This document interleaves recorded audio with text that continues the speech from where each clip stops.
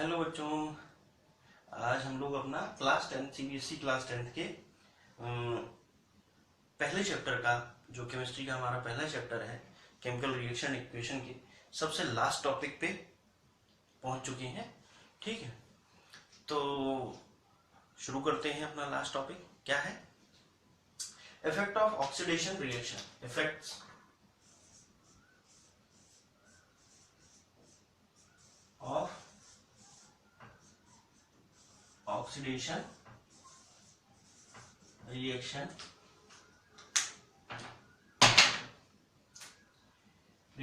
In everyday life.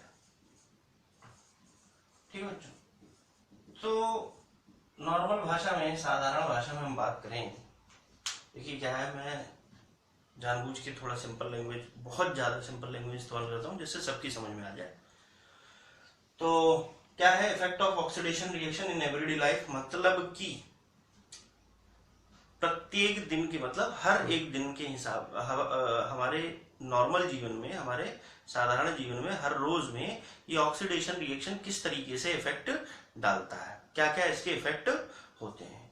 तो वैसे तो बहुत सारे इफेक्ट हैं। बॉडी पे इफेक्ट है, पूरे सिस्टम यानी कि पूरी दुनिया पे ही इसका इफेक्ट है, हर एक चीज में है इसका इफेक्ट। पर हम मेनली जो आपके कोर्स में है वो दो चीजें हैं। सबसे पहला है कोरोजन ऑफ मेटल। ठीक है, सबसे पहला है कोरोजन ऑफ मेटल्स। ठीक है, हिंदी में कहते हैं संक्षारण, मतलब जंग लग जाना। सेकंड है रेंसिडिटी। ठीक है, तो एक एक करके शुरू करते हैं। सबसे पहला कोरोजन ऑफ मेटल्स। ठीक है, हम इसके बारे में बात करते हैं। कोरोजन ऑफ मेटल्स क्या है? किसी भी मेटल पर ऑक्सीजन के रिएक्शन की वजह से कुछ डिफेक्ट आ जाना। ठीक है, आप लोगों ने देखा होगा ऑक्सीजन क्या करता है, किसी मेटल के साथ रिएक्ट करके, ऑक्सीजन क्या करता है कि किसी मेटल के साथ रिएक्ट करके उसके प्रॉपर्टीज को चेंज कर देता है और उसको बेकार करता जाता है। ठीक है, कहने का मतलब ये है कि अगर हम थोड़ा वैसे नॉर्मल बात करें तो क्या कि ऑक्सीजन क्या करती है, मेटल को खाना शुरू कर देती है, मेटल को गलाना शुरू कर देती है, गल जाती है। मेटल क्या होती है, गल जाती है। ठीक है ना, छोटी क्लासों में भी आपने पढ़ा होगा इसको। और फिर से एक और चीज इसको देखिए कि ऑक्सीडेशन किस तरीके से एवरीडे लाइफ में सबसे ज्यादा होता है। Corrosion of metal. आप कोई भी मेटल की चीज ले आओ, उसे रख दो, ठीक है, मेटल, प्योर मेटल, ठीक है, समझ आए? जैसे लोहा के साथ सबसे अधिकतर होता है, सबसे ज्यादा जंग लगती है लोहे पे लगती है। कॉपर पे भी होता है पर इतना ज्यादा नहीं होता, थोड़ा प्रोसेस बहुत स्लो है। चांदी के साथ यानी कि सिल्वर के साथ भी होता है, गोल्ड के साथ तो होता है पर ना के बराबर होता है, और बाकियों के साथ धीरे कुछ ज्यादा होता है, किसी के साथ कुछ स्लो होता सभी के साथ है। ठीक है, पर हम सबकी अलग अलग स्पीड है, सबकी अलग अलग स्पीड है। तो कोरोजन क्या है कि वो प्रोसेस जिसमें मेटल ऑक्सीजन के साथ रिएक्ट कर देता है, या ऑक्सीजन मेटल के साथ रिएक्ट करके उसे मतलब उसे गलाता जाता है, धीरे धीरे उसे क्या करता है, गलाता जाता है, उसकी प्रॉपर्टीज में चेंज करता जाता है। ये ऑक्सीजन आती कहां से? एयर से। सिर्फ ऑक्सीजन, सिर्फ एयर से कुछ नहीं होने वाला, थोड़ा मॉइस्चर भी होना जरूरी है। ठीक है, तो ऑक्सीजन आती कहां से? एयर से, और मॉइस्चर की वजह से आती है। तो उसके ऊपर क्या हो जाता है हम उसकी डिटेल में बात करते हैं। ठीक है, तो देखिए कोरोजन ऑफ मेटल्स में क्या है, हम एक एग्जांपल लेते हैं आयरन का, क्योंकि वो सबसे ज्यादा आप लोगों ने देखा भी है और उसको समझ में भी आ जाएगा। ठीक है, तो क्या होता क्या है, आयरन लिया आपने, Fe, आयरन, ठीक है, आयरन प्लस ऑक्सीजन O2 क्या करता है, प्लस H2O, पानी के साथ रिएक्ट पानी के साथ, ठीक है, ठीक, पानी के साथ करके क्या बना देता है, Fe2O O3X ठीक है, ये बना देता है Fe4O2 ठीक है, 3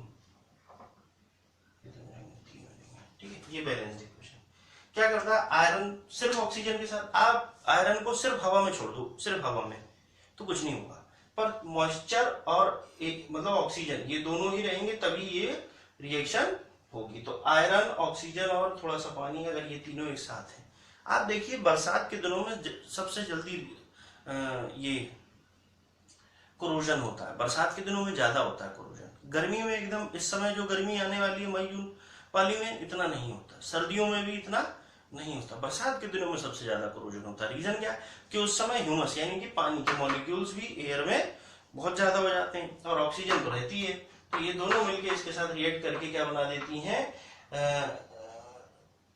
आयरन का ऑक्साइड बना देती हैं। ठीक है, आयरन का ऑक्साइड बना देती हैं, हाइड्रेटेड आयरन ऑक्साइड बोला जाता है। हाइड्रेट जिसको हम क्या कहते हैं, रस्ट कहते हैं। तो कभी कभी बच्चों पेपर में पूछता है what is the formula of rust, तो फॉर्मूला ऑफ रस्ट क्या है, Fe2O3.H2O, X मतलब नंबर ऑफ कितने भी एटम्स हो सकते हैं, जितने यहां पर होंगे उतने ही वहां होंगे, तो ये है। तो ये रस्ट का फॉर्मूला है और इसका केमिकल नेम क्या है, hydrated iron oxide, hydrated iron oxide. ठीक है, कैसे रंग का होता है, भूरे रंग का होता है, ब्राउन कलर का। ठीक है, तो ये सारी इसकी प्रॉपर्टीज हैं। ठीक है, रस्टिंग ऑफ आयरन में ये इसकी सारी प्रॉपर्टीज हैं। समझ में आया बच्चों? अच्छा, फिर से एक बार बता देता हूं, कोरोजन ऑफ मेटल यानी कि किसी भी मेटल के साथ ऑक्सीजन का क्या करता है, रिएक्ट करके उसके ऊपर एक सरफेस पे एक अलग लेयर जमा देता है, जो क्या करती है, उस पूरे मेटल को क्या करती है, ईट करना, धीरे धीरे उसे खाना शुरू कर देती है, गलाना शुरू कर देती है। यही है क्या, कोरोजन ऑफ मेटल्स। ऑक्सीडेशन होता है ऑक्सीजन का जुड़ जाना, सिंपल, कल बताया था हमने पिछले वीडियो में कि ऑक्सीजन कैसे जुड़ता है। तो ऑक्सीजन के साथ जुड़ के ये हाइड्रेटेड आयरन ऑक्साइड बना लेता है। ठीक है जी, तो ये इंपॉर्टेंट है, इसको आप लोग ध्यान रखिएगा। ठीक है, चलो अब कैसे रोका जा सकता है कोरोजन को। तमाम चीजें बचपन में छोटे से थे तब से पढ़ते चल देखते चले आ रहे हैं, है ना। क्या, ऑयलिंग कर देना, ऑयलिंग मतलब उस पर ऑयल लगा देना, ग्रीस लगा देना, पेंट कर देना, गैल्वेनाइज कर देना, इलेक्ट्रोप्लेटिंग कर देना, ठीक है, तरह तरह के और पेंट कर देना, ये सारे के सारे एग्जाम्पल किसके हैं, रस्ट प्रूफ चीज को बनाने के लिए। और फिर रस्ट प्रूफ कैसे बनेगा, एलॉय, दो मेटल्स को अलग अलग को मिला के एक एलॉय बना दिए जाए, उन्हें आपस में फ्यूज कर दिया जाए तो बन जाता है एलॉय, जिसपे जंग नहीं लगती। एग्जाम्पल, स्टील लगती है क्या, स्टेनलेस स्टील, स्टेनलेस स्टील। ठीक है, तो ये सारे तरीके हैं इसको कोरोजन ना होने देने के। फिर से सुन लीजिए, क्या, greasing, oiling, painting, galvanising, electroplating. ठीक है, these are the painting, these are the examples of क्या, प्रिकॉशन किससे लिया जा सकता है, कोरोजन से हम लोग प्रिकॉशन ले सकते हैं, यानी कोरोजन नहीं होगा, जंग नहीं लगेगी। ठीक है बच्चों, अगला टॉपिक हमारा क्या था, रेंसिडिटी। हम चैप्टर के लास्ट टॉपिक पे चल रहे हैं और ये चैप्टर इसके बाद खत्म होता है। कल से हम लोग यानी अगले वीडियो से हम लोग नया टॉपिक पढ़ेंगे।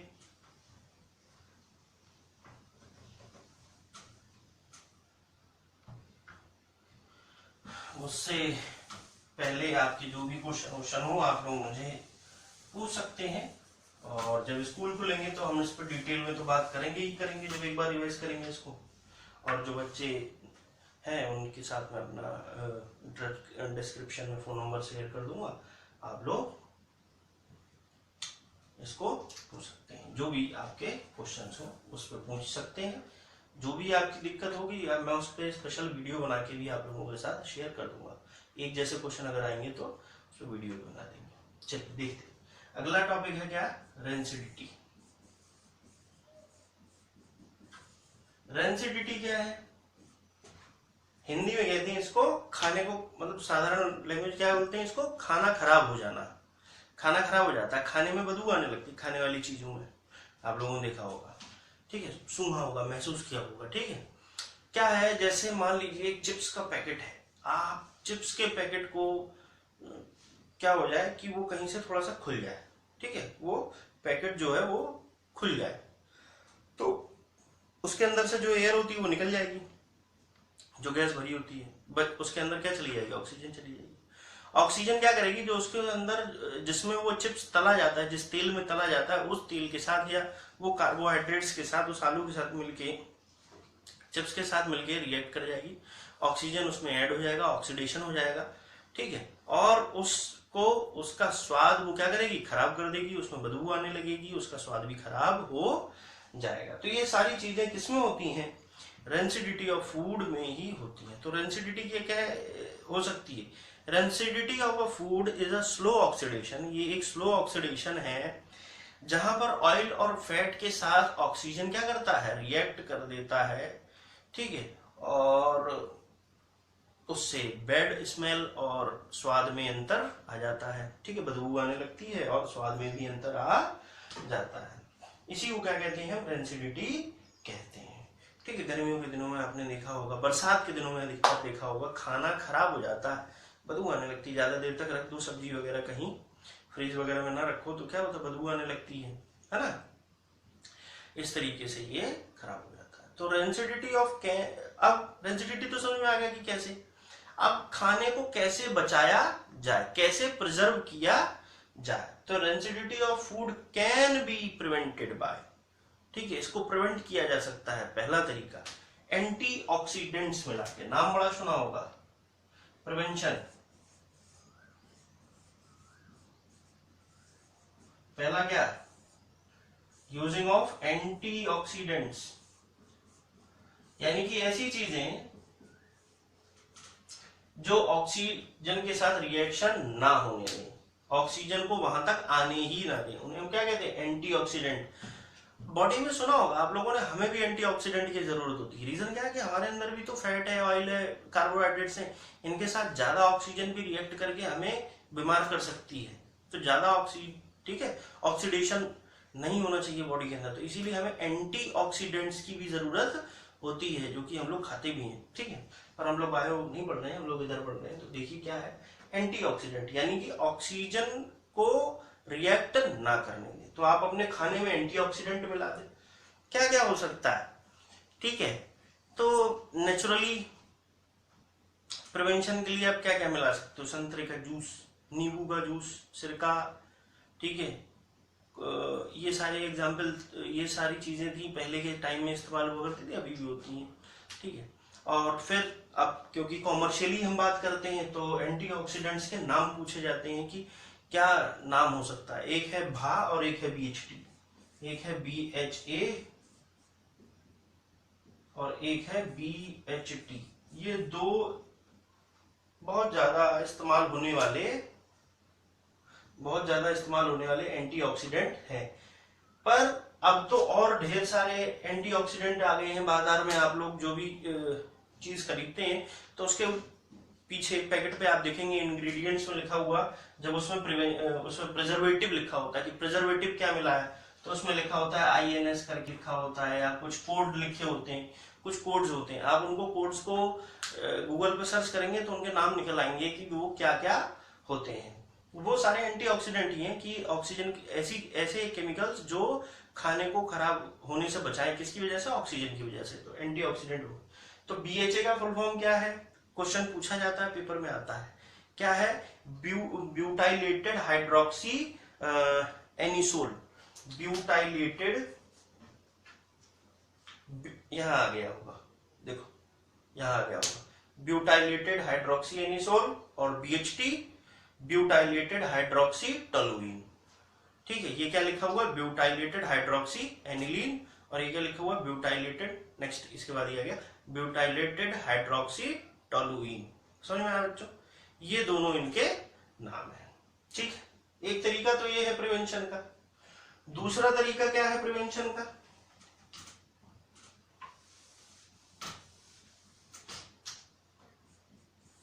सेकंड तरीका क्या है, फैट और ऑयल कंटेनिंग फूड के साथ क्या किया जाए, पैक्ड विद नाइट्रोजन गैस। तो जो अंकल होता है चिप्स के पैकेट में, कुरकुरे के पैकेट में गैस होती है, वो कौन सी होती है? नाइट्रोजन गैस होती है। नाइट्रोजन गैस लगभग इनर्ट होती है, मतलब कि ये रिएक्ट नहीं होने देती, ऑक्सीजन को इसमें रिएक्ट नहीं कर देने देती, ठीक है। तो ये ऑक्सीजन को रिएक्ट नहीं करने देती, नाइट्रोजन गैस भरी होती है जिनमें, ठीक है। तो गैस कौन सी होती है? नाइट्रोजन गैस होती है, ठीक है। और तीसरा रेफ्रिजरेटर, यानी कि फ्रीज, जो घर में फ्रीज हैं और बड़ी बड़ी दुकानों में इस्तेमाल होता है, उनके अंदर उसमें भर दिया जाए। तो रेफ्रिजरेटर का इस्तेमाल आप लोग करके उसे बचाया जा सकता है, ठंडा हो जाएगा तो बचा रहेगा। फिर लास्ट एक और है टाइट कंटेनर, ठीक है, एयर टाइट कंटेनर्स का इस्तेमाल करके, एयर टाइट कंटेनर्स का इस्तेमाल करोगे तो क्या होगा? कंटेनर जो होगा, जब आप एयर टाइट बंद होगा, उसके अंदर भर दिया चीज, फिर उसको एयर टाइट कर दिया, सील कर दिया, तो क्या होगा? ऑक्सीजन उसके अंदर एंटर ही नहीं कर पाएगी, बाहर की एयर जब अंदर जा नहीं पाएगी तो ऑक्सीडेशन होगा क्या? नहीं होगा, सिंपल, ठीक है। तो टाइट कंटेनर्स में, एयर टाइट कंटेनर्स में आप खाने को रखेंगे तब भी वो खराब नहीं होगा। और लास्ट एक और होता है कि सूरज की रोशनी से दूर रखा जाए। देखिए, आप लोगों ने कई चीजें लिखी और पढ़ी भी देखी होंगी, कई दवाइयों पर लिखा होगा कीप इन डार्क प्लेस, अंधेरे में रखें, है ना। क्यों? क्योंकि अगर वो यानी कि रोशनी के संपर्क में, यानी सूरज की रोशनी के संपर्क में आएगा तो वो क्या करेगा? डिकम्पोज हो जाएगा, टूट जाएगा, यानी कि बिखर जाएगा, उसके अंदर ऑक्सीडेशन होने का खतरा, ऑक्सीडेशन होने का चांसेस बढ़ जाते हैं। तो इसलिए कुछ कुछ चीजों पे लिखा होता है keep it in dark place, keep in dark place. तो बच्चों, ये होता है आप लोगों का खत्म इफेक्ट्स ऑफ ऑक्सीडेशन रिएक्शन, ये चैप्टर भी हो गया खत्म। अब आप लोग अपनी तरफ से जो जितना भी है इस चैप्टर से रिलेटेड जो भी मटेरियल है आपके पास, जो भी बुक है, उसको पूरी रीड करें, पूरी तरीके से समझें। हो सकता है मैं कल आप लोगों के साथ या परसों 1-2 दिन में इसके क्वेश्चन भी शेयर करूं, और 1-2 क्वेश्चन जो भी बोर्ड में आए होंगे, 1-2 चीज़ें हम इस पर एक वीडियो बना लेंगे। बस यही इतना सा है, आप लोग अपनी तरफ से प्रैक्टिस कीजिए, फिर हम लोग अगला चैप्टर स्टार्ट जल्द से जल्द करेंगे। थैंक यू बच्चों। और हाँ, लाइक और सब्सक्राइब जल्दी से जल्दी कर लीजिए, ज़्यादा से ज़्यादा कर लीजिए। Thank you.